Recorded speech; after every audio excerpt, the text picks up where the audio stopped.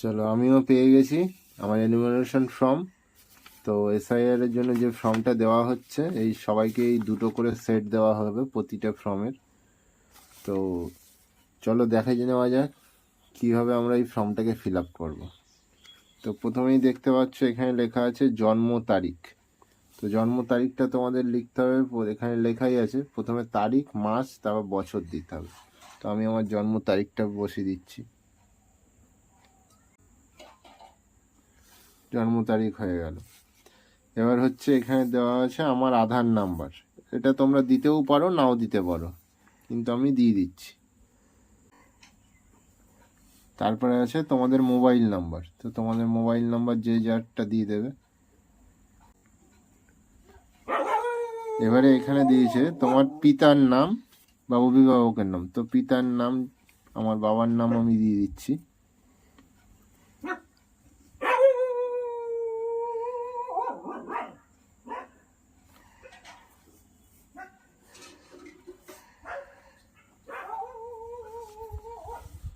তারপরে দিয়েছে পিতার নামের এপিক নম্বর। তো আমার বাবার নামের যে ভোটার কার্ড নাম্বার আছে সেই নাম্বারটা আমি দিয়ে দিচ্ছি এখানে।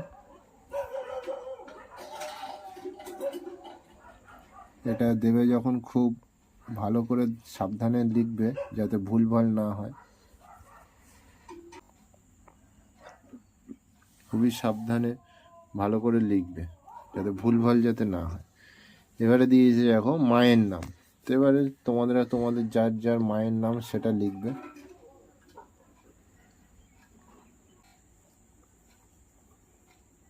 আমার মায়ের নাম আমি দিয়ে দিলাম।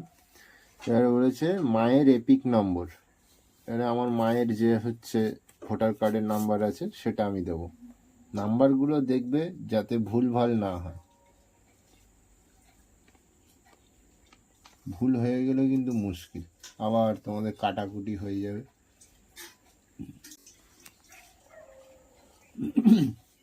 তো কাটাকাটি যদি হয়েও যায় তো অসুবিধা নেই, তোমাদের দুটো করে ফর্ম দেওয়া থাকবে। তো দুটো ফর্মের মধ্যে যেই ফর্মটা দেখছো একটু কাটাকাটি হয়ে গেছে, তো সেটা তোমাদের একটা ফর্ম ওরা রিসিট কপি বলে স্ট্যাম্প মেরে সই করে দিয়ে দেবে। তো সেই কাটাকাটি হয়ে যাবে যেই ফর্মটা, সেই ফর্মটা তোমরা নিজেদের কাছে রেখে দেবে রিসিট কপি হিসাবে। আর ভালো ফর্মটা সেটা হচ্ছে ওদেরকে সাবমিট করে দেবে। এবারে দিয়েছে দেখো স্বামী স্ত্রী যদি থাকে, তোমাদের যদি কেউ মেয়েদের ক্ষেত্রে যদি স্বামী থাকলে স্বামী, বা ছেলেদের ওয়াইফ থাকলে বউ থাকলে বউ, তার হচ্ছে নাম লিখতে হবে। তো আমার বউয়ের নাম আমি লিখে দিচ্ছি এখানে, স্ত্রীর নাম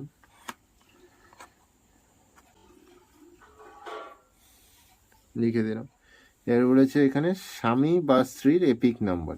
এবারে যদি তোমরা আমার বউয়ের নাম দিয়েছি, তো আমার বউয়ের যে আধার কার্ডে এই ভোটার কার্ডের নাম্বার আছে সেই ভোটার কার্ডের নাম্বারটা আমি লিখে দেবো এখানে। এটা খুব ভালো করে দেখে দেখে নাম্বারগুলো লিখবে কিন্তু।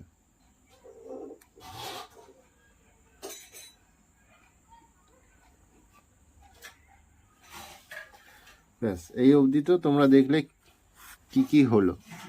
এবারে দেখো নিচে দেওয়া আছে সর্বশেষ এসআইআর এ নির্বাচক তালিকায় থাকা নির্বাচকের বিবরণ। মানে এখানে যদি যাদের দেখছো 2002-এর লিস্টে যাদের নাম আছে তারা শুধু এই দিকের কলমটা ফিল আপ করবে।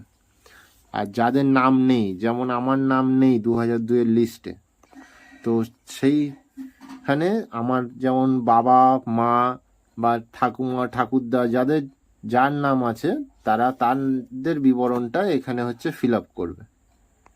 ঠিক আছে? তো আমার মায়ের নাম আছে, আমার মায়ের নাম দিয়ে আমি এই কলমটা ফিল আপ করবো। তো দেখো কীভাবে এটা ফিল আপ করছি। তো আমার মায়ের নামটা যেহেতু আছে, এবার আমার মায়ের নামটা আমি লিখছি এই কলমে। যেহেতু আমার নাম থাকলে আমি এই দিকে লিখতাম, কিন্তু আমাদের নাম 2002-এর লিস্টে নেই। তো আমার মার নাম আছে, মার নাম আমি এইখানে লিখছি। তো দেখো কিভাবে লিখবো। আমরা ফার্স্টের নাম, যার নাম আছে 2002-এর লিস্টে, তার নামটা এখানে লিখবো।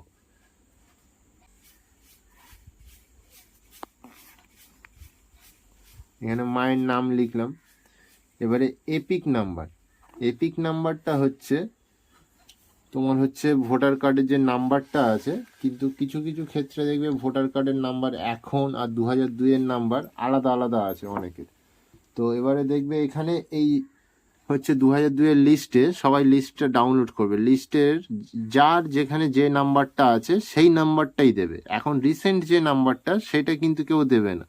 তো এখানে যে নাম্বারটা আছে, কারো এই যে LLH আছে, আমার মায়ের এটাই আছে, তো এটাই আমি দিয়ে দেবো। এবার অনেকের আছে দেখবে এরকম WB2309 এরকম করে দেওয়া আছে, তো তারা কিন্তু এই পুরো নাম্বারটাই দেবে। এখন যে রিসেন্ট নাম্বারগুলো আছে সেগুলো দেবে না, কিন্তু 2002-এর লিস্টে যে নাম্বারটা আছে সেটাই দেবে। ঠিক আছে, তো আমার মায়ের ভোটার কার্ডের নাম্বারটা আমি দিয়ে দিচ্ছি।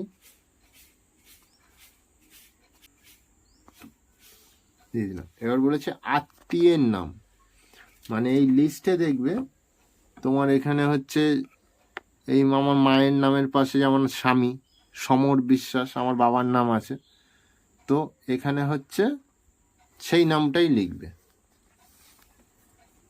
তো আমার বাবার নাম আমি এখানে লিখে দিচ্ছি। এবার বলেছে সম্পর্ক, মানে মায়ের সাথে আমার কি সম্পর্ক, ছেলের সম্পর্ক, তো সেই ক্ষেত্রে আমি এখানে লিখবো সন। এবার বলেছে জেলা, জেলা আমাদের কোন যে জেলা, যার যে জেলা সে তারা সেটা লিখবে।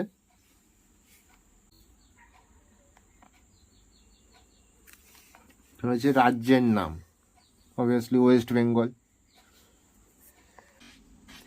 এবারে বলেছে তোমার বিধানসভা ক্ষেত্রের নাম, এই বিধানসভা ক্ষেত্রের নামটা দেখবে এই যে 2002-এর যারা লিস্টটা বার করেছো, তো এই লিস্টেই এই উপরে লেখা আছে, এই যে এটা হচ্ছে তোমার বিধানসভা ক্ষেত্রের নাম্বার।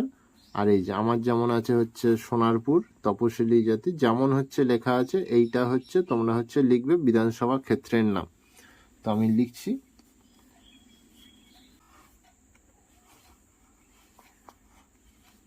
যেমন আছে আমি সেরকম লিখে দিলাম। এবার দিয়েছে বিধানসভা ক্ষেত্রের নম্বর, এই নম্বরটা দেখো এখানেই লেখা আছে ক্ষেত্রের নম্বর, এই যে আমাদের যেমন আছে 109, এই যে 109টা আমি এই ক্ষেত্রের নম্বরে লিখব।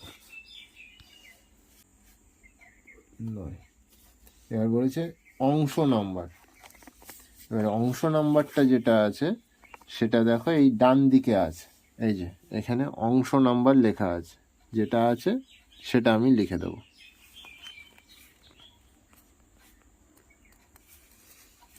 এবার বলছে ক্রমিক সংখ্যা, এখানে তোমাদের যার নাম লিখছো তার নামটা কত নাম্বারে আছে সেটা দেখবে। যেমন আমার মায়ের নামটা আছে 650, তো আমি সেইটা এখানে লিখব।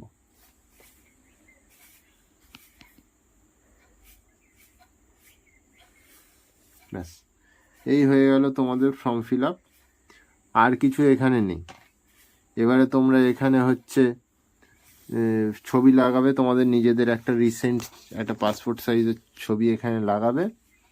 লাগানোর পরে এখানে তোমরা হচ্ছে একটা সিগনেচার করে দেবে, আর যারা সিগনেচার করতে পারো না তারা হচ্ছে বাম হাতের বুড়ো আঙুলের সই দেবে, দিয়ে ডেটটা দিয়ে এবার যে BLO আসবে যেদিন ফর্মটা নিতে সেদিন তাকে সাবমিট করে দেবে। খুবই সহজ, তো এইভাবে তোমরা ফিল আপ করে নেবে।